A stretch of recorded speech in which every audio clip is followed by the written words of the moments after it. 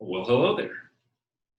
Tonight, we're going to talk about really the most important rule in our study of derivatives. So let's see what we've had so far. We've had all of our function rules, right? Sine, cosine, e to the x. But we've had the big three. The general power rule, or actually the power rule, we haven't got the general one yet. The power rule, which is the x to the n becomes nx to the n minus 1, right? We've had the product rule, and we have the quotient rule. Those are the big three. And then tonight, we're really going to get the last one of the big three combining rules. We still have to learn specific formulas for inverse trigs and logarithmic functions, but we'll get there. But what we're going to do tonight is something called the chain rule. And when we know this, the chain rule will allow us to differentiate composite functions. Now, what's so important about composite functions? Well, if you think about it, and if you think about that derivative practice that we just did, all those problems, they were all singular functions. Sine x, e to the x, polynomial functions, x squared plus 7x minus 5. But what about sine of x squared? Or sine squared of x? What about 3x squared minus 5? Okay, that we can do. What if I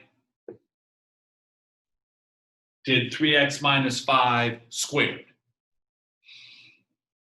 Well, you'd probably FOIL it out and then take the derivative term by term, right? What about 3x minus 5 cubed?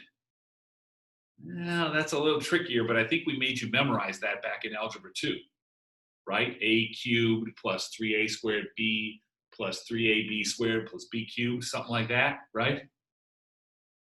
What about 3x minus 5 to the 100th power?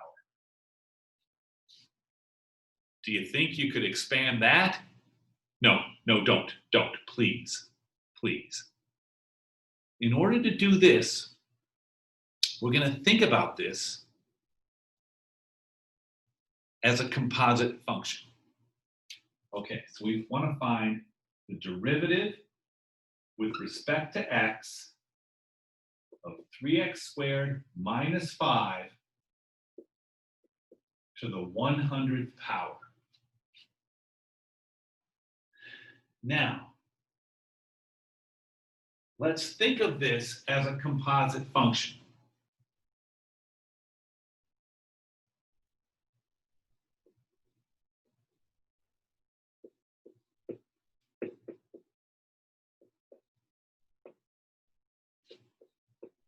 Now, why do we want to, what's so important about that?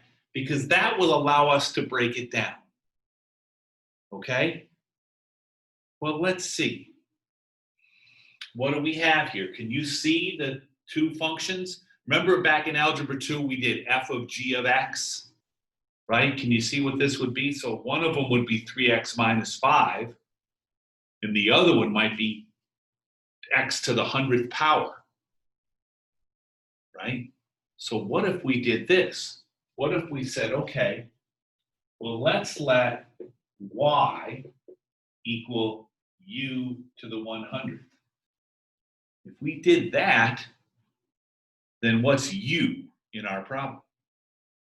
Do you see that u would be 3x squared minus 5? Well, okay, so far so good, but where am I going with this, right? Remember, composite functions. Well, let's see. I think you can do a little calculus. I mean, when in doubt, take a derivative. That's kind of a good life lesson there. When in doubt, take a derivative. Okay, so let's go over here to the y equals u to the 100th, and let's do dy du. Now, what does that mean, written like that? That means the derivative of y, which is this thing, with respect to u. Oh, well, these are already, here's a u right here. So can you think about what that derivative is? That's our general power rule, isn't it? Didn't we just talk about that a few minutes ago? Whoop. Stare, stare, okay. That's right. Say what? 100 U 99. How about this one? What if here we did du dx? Now let's see, what does that mean? That means the derivative of u with respect to x. Oh, I'm already in x there. Do we know the derivative of 3x minus 5?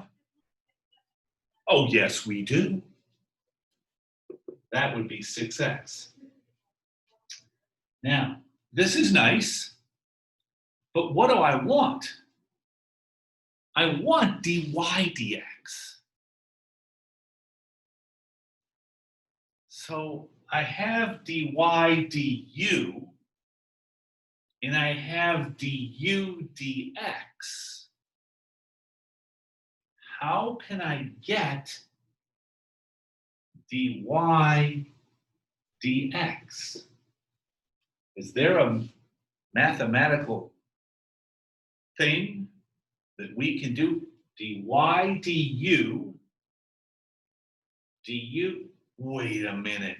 I think the du's will cancel if we multiply. You guys see that?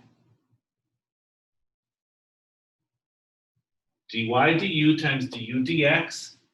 The du's go away, and I've got dy dx. I think something's going to happen here. So let's go over here. So this means that dy dx is going to be dy du 100 u 99 times du dx 6x. Now, dy with respect to x. Is there any way I can, this is nice, but it's not quite so elegant. I have to get rid of that u. How can I get rid of the u? Oh, u equals 3x squared minus 5. So dy dx equals 100 3x squared minus 5 99 times 6x. And you don't want to leave that dangling off there, so we'll say 600x 3x squared minus 5 99.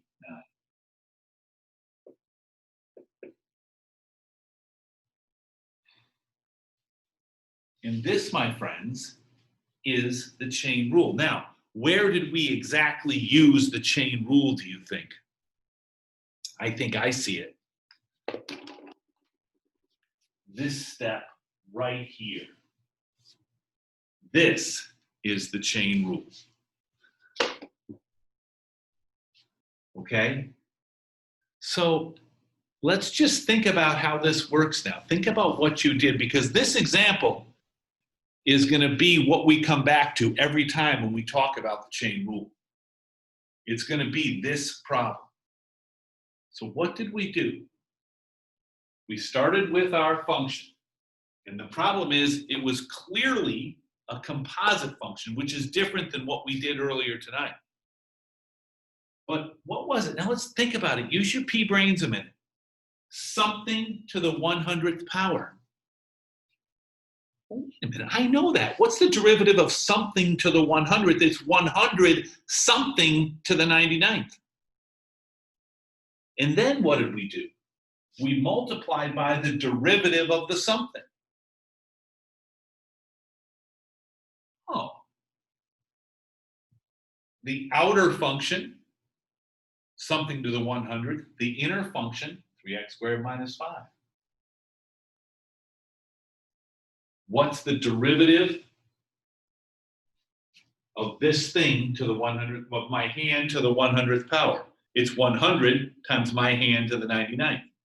But then my hand is not x, so I have to multiply by the derivative of my hand. And there's your 6x. That's the chain rule right here.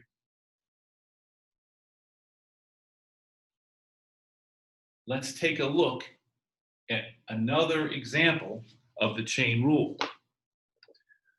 Let's see if I can find a good marker. Okay, so let's try this. Let's try y equals the sine of 7x. Now, do you see a composite function here? I see a 7x in a sine, because the 7x is its own function, right? So we have a composite function here. Now, in the previous problem, the 100th was the outer function. What's the outer function here? That's right, sine. So ask yourself, what is the derivative of the sine of something?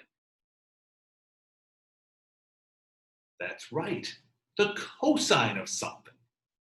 And then what about that something? Oh, we have to take the derivative of that.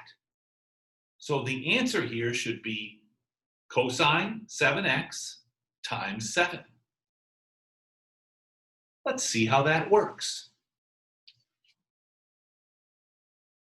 I'm going to let y equal the sine of u, right? Because y is always the outer function, and then u equal 7x. Okay. When in doubt, take a derivative. dy du cos u du dx 7. Now, do you see why we chose the dy du? Because here's a y, and that's in terms of u. Here's the u, and that's in terms of x. dy du, du dx. And now, I say, wait a minute, I know the chain rule. dy du times du dx, du's cancel, equals dy dx. This is what I want. That makes me happy. So here we go. Let's see what we get. dy du, cos u, du dx, 7 equals dy dx. Now, that's nice, but it's not quite finished because we're going to say 7 cos, but instead of u, I'm going to write 7x equals dy dx. And this, my friends, is how we use the chain rule. Now, if you've noticed, for each of these, there were only 2 functions, right? We could get really tricky with this and add more on. But I think at the start, let's just do some practice so we can get familiar with this. Now, eventually, you'll get to the point where you can skip all this stuff in the middle. And you'll go right from here, really down to here. Or maybe even here, right? Because you'll look at that and you'll say, okay, sine something. Well, that's cos something times the derivative of something. I mean, think about it. Haven't we been doing the chain rule all along? You're saying, wait a minute, have we? Let me show you. Do you remember doing this problem? Let's say we had y equals this y. I'm running out of markers here. Work. Let's say we had y equals the sine of x. Well, don't we kind of use the chain rule when we do this? Because we say dy dx equals, okay, the derivative of the sine of something. That's cos something times the derivative of something. But what's my something here? It's x. And what's the derivative of x? 1.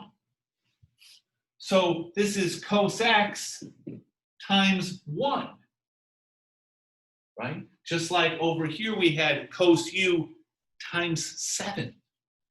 So we've been kind of doing the chain rule all along. We've just never really talked about it because the second part of the chain was always just 1.